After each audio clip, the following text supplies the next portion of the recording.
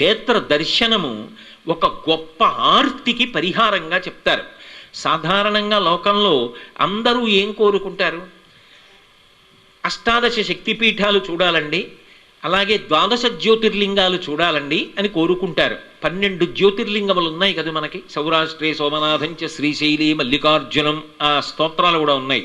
ఆ ద్వాదశ జ్యోతిర్లింగములు, అష్టాదశ శక్తిపీఠములు, 18 శక్తిపీఠములు చూడాలని కోరుకుంటారు.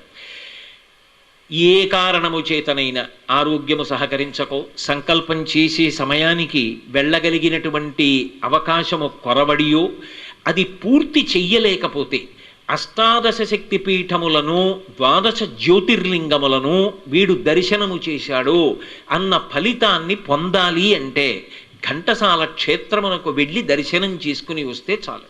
వాళ్ళు ద్వాదశ జ్యోతిర్లింగ క్షేత్ర దర్శనము, అష్టాదశ శక్తిపీఠ దర్శనం